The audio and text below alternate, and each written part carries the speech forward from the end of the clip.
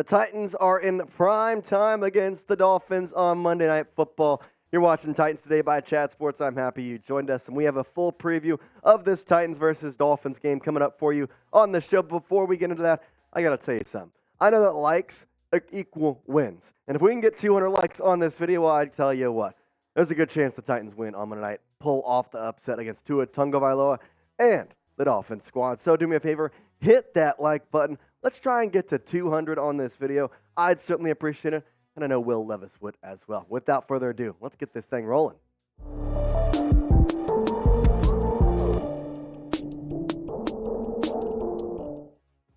All right, what do we have to come in for you on today's show? Well, here you go. We got the latest injury news on the Titans, along with a little bit of injury news on the Miami Dolphins. We're going to look at this Dolphins versus Titans game, see who has the edge, what's going on with that, along with some keys to victory for the Titans, and a little bit of a score prediction at the very end. So if you have a score in your mind, well, keep it in there. We're going to ask you for it later in the show, and you're going to put it in the comment section. I want to see if you have a similar prediction, and we'll see what we have here.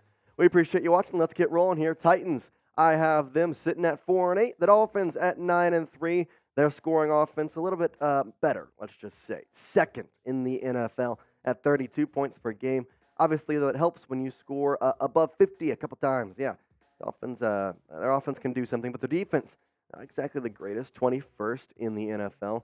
A lot better than the Titans, as 16th in defense, 25th in scoring offense. Hopefully, the Titans offense can get going, but obviously, the real concern with this game is the Miami Dolphins offense.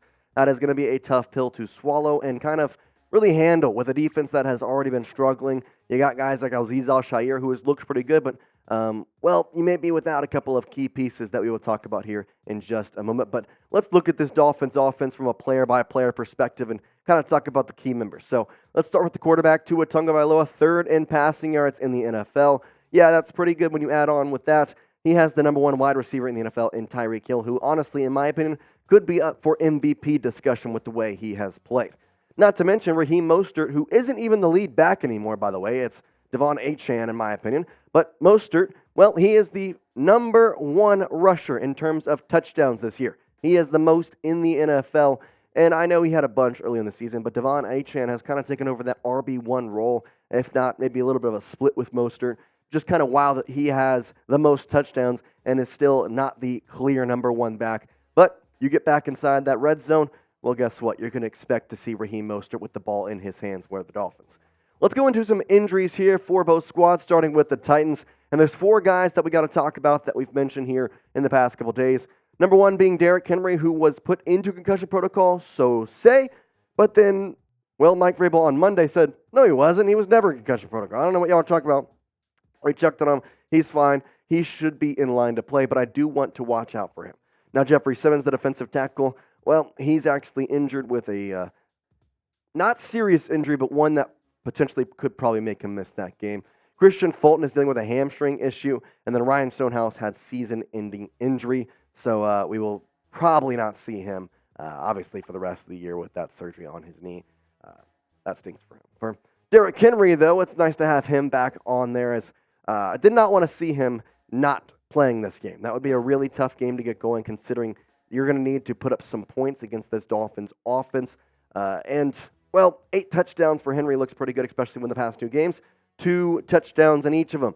Had 2 touchdowns before he was injured this past week. And then 2 weeks prior, had 2 touchdowns against the Carolina Panthers. This is a guy you need to have, because on the offensive side, it may turn into a game you need to continue to score and score and score. As Jeffery Simmons, I kind of alluded to it, he will miss this game. So your defense is going to be without probably, if not the most important guy, not just on the defense, but maybe on the entire roster in Jeffery Simmons. It's a big blow, and one that is going to be one that you're going to have to look at and say, okay, we're going to have to bounce back on this. Danico Autry is going to have to step up and really kind of lead this defensive line to attack Tua Tagovailoa and make him feel pressured in the pocket. Who you got for this game? Do you have the Titans? Then I want you to type TE in. If you have the Dolphins, well, then do me a favor, type MAI. We don't discriminate, so if you like the Dolphins, if you have the Dolphins, if you're a Titans fan and have no faith, I can understand that as well. Type MIA. Tennessee, you type TEN. Okay, Ryan Stonehouse, I mentioned it. We're going to go back to that, as he will have season-ending surgery. Now, we kind of brought this up over the past couple of days, but I kind of wanted to put this first because Well, the Titans actually signed a punter today. They signed someone to their practice squad, that punter being Ty Zenter. That's coming from Aaron Wilson. He was on the practice squad after a successful workout.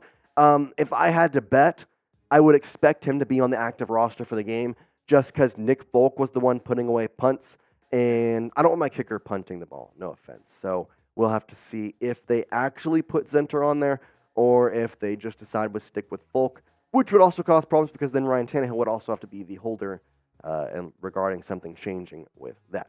I will tell you one thing, though. The Titans may be in a tough spot right now, but you can win some money off them as well because you can go to Prize Picks and put in our code CLNS if you go to prizepicks.com/CLNS, and you're going to get a deposit match of up to $100. Now, Prize Picks is the largest daily fantasy sports platform in North America, and it's the easiest and most exciting way to play DFS. It's just you against the numbers. Instead of having to battle thousands of other players, including pros and sharks, you pick more than or less than on 2 to 6 player stat projections and watch the winnings roll in. You see my entries right there for Thursday Night Football coming up tomorrow. Mitchell Trubisky, he's the starting quarterback. This Patriots defense has been good. Haven't had a lot of touchdown actually in the past couple games. I'm going to say he's going to get less than 181.5 passing yards. And then Ezekiel Elliott, he's going to be the lead back for the Patriots for the first time this year as Ramondre Stevenson is out. I'm going to go more on his rushing yards because, listen, I don't trust him Billy Zappi. I don't trust him Mac Jones. And, I mean, unless they put him Malik Cunningham, which they didn't do last week, so I doubt they'll do this week, I think Ezekiel will get going. He's going to get more than 61.5 rushing yards. I think he may break off a couple 20-yarders. So give me the more on that. Going power play on that. I could win 60, 20 to win 60 on that one. Telling you, testing my skills on Prize Picks this season has been the most exciting way to play daily fantasy sports. And if you have the skills, you can turn $10 into $250 with just a few taps. Now, Prize Picks also offers weekly promotions that can lead to big payouts like Taco Tuesday, where each Tuesday Prize Picks discounts a select player projections up to 25% to provide even more value. In fact, they did that yesterday for Giannis Antetokounmpo. I did it. Guess what? Made $20. Pretty good. Quick withdrawals, easy gameplay, and an enormous selection of players and stat types are what makes Prize Picks the #1 daily fantasy sports app. So, again, go to prizepicks.com/CLNS and use our code CLNS for a first deposit match of up to $100. Shout out Prize Picks, man. It's super easy and so much fun. Dolphins injuries. Let's kind of look at that here. Jerome Baker, the linebacker, Terron Armstead, Rob Hunt, and Jevon Holland are the 4 guys that are the main ones we're going to kind of take a look at here.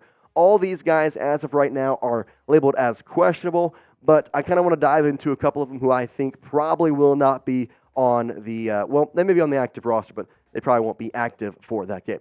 The first one, top of the list, Jerome Baker. He was not placed on IR. That was actually the original thing. If he was going to have surgery after this past game. He is week to week, though, and given that there was a thought of him being on IR, I doubt we will see Baker against the Titans this upcoming Monday. Now, the second guy also on that list, Terron Armstead, he left the game last week and was a coach's decision to keep him out. Honestly, he's had injuries all year. If you've kind of been following the NFL, following the Dolphins, he was out the first couple of weeks and now kind of finally came back fully healthy, at least what it seemed to be. Now taking off here, I don't think they're going to put him out there in terms of risking it. So if I had to say whether or not he will play or not, I'm probably going to lean toward the latter of that he will not play. But don't quote me on that. I mean, there are always some times where he could probably pop in. Maybe be a time where hopefully, or I don't know about this, but just kind of jump in there and potentially play for that. Let's go through some keys to victories here, as the first one is contain the Fins. Now, what do I mean by that? Well, this offense for the Miami Dolphins has been rough. I'm going to say it's been, not rough. It's been amazing. If you look at their offensive PFF ranks, it is absolutely insane what they're racking up. Tyreek Hill is the #1 wide receiver. Connor Williams is the #1 center. Tua Tagovailoa, #3 quarterback. Raheem Mostert, #3 running back. And then Rob Hunt, who is injured, could be playing, could be not. We'll see. He's the #5 guard in the NFL. This offense has been spectacular, and it's going to be one that you have to contain if you want to have a chance to win this game this upcoming Monday. The second key to victory for this Tennessee Titans team, next man up. There's a lot of injuries, a lot of guys that you're looking at saying, all right, we're looking at you to step up. I mentioned one, Danico Autry, with Jeffery Simmons most likely not playing in this game. You have to get in there and go it. So, listen, I know the injuries are tough, but at the same time, those are a part of the game, and you have to go and you have to deal with them. And from Mike Vrabel's perspective, from, honestly, my perspective, you just have to have this next man up mentality. You have guys at the depth chart. You have guys in the wings specifically for this reason. specifically for if somebody is to get injured, you have somebody who can step up, maybe not exactly be the same type of player that guy is, but fill a role, and that's what I think the Titans will have to do. Danico Autry is the one I'm looking at for the Titans this week, as they have him probably going to play that Jeffery Simmons type role. He's been really good this season, but now you don't have that Simmons presence. He usually takes up 2 blockers. Is they going to put 2 blockers on Autry? How exactly is this going to work? We're going to find out on Monday. The third key to victory, don't get into a shootout. Please, dear gosh, that would not go well. And I'll tell you why not go well. We saw in the beginning of the show the offensive ranks, but I just want to put up the points per game just as big as we can. The Dolphins score about 32 points per game. The Titans score 17.8. And this is not to, quote-unquote, trash the Titans. I mean, their offense is getting there. I like what Will Levis has done. I think soon enough they can be to a point where they could be, closer to the top of the league in points per game. But as of right now, you are not in that position. And this is more a just clap for the Dolphins offense at what they have been able to do and honestly sustain throughout the entire season. It's one thing to score a lot of points early in the first 4 or 5 games. People are still trying to figure out defenses and you have your offense worked out. But it's another thing to continue that sustained success, to continue to play that. I mean, this past weekend in Washington's kind of been a tougher up, but the way they played, their offense just looks unstoppable, and we're into week 15, week 14 here in the NFL season, so it's the sustainability is pretty good. I don't want to get into a shootout with these guys. Then the fourth one, and this one, maybe not a key to victory, but something that I think I'm going to try and watch for, is to try new things. Now, we've talked about Tim Kelly a lot and talked about how he can kind of come out here and have some fun play calls. Well, this is your chance, man. You're on Monday Night Football. You're not expected to win. Just go out there and do your thing. Call some fun plays. Call some trickerations. Call some gadget plays. Get DeAndre Hopkins involved in a run play. There's so many ways you could probably spice up this offense, and I think it's time to let you go out there and do your thing. I just want to see something, man. I just want to see something rather than this kind of this stale offense we've been seeing for the past couple weeks, especially in the Panthers game. You cannot play that kind of dinky-dunk, not going to throw it offense like you did with the Panthers against the Miami Dolphins. That just is not going to work.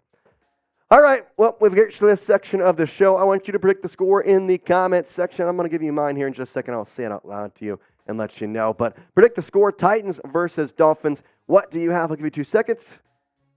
All right, I'm going to say the Dolphins are going to win. I think it'll be close, though. I think the Titans are going to surprise a little bit of people with the way they can run their offense. Unfortunately, the defense, though, with the injuries, I think it's just going to be too much. I will say I think the Dolphins may get up to around 38 points, but I'm going to say 38-28 is my final score prediction. Dolphins over Titans, but we will have to see. We have a watch party for that game on Monday. If you're free, if you want to come watch us, you want to come hang out on Monday night with a couple of other Tennessee Titans fans to watch the game, well, we'd certainly appreciate that. And as always, Titans fans, tighten up.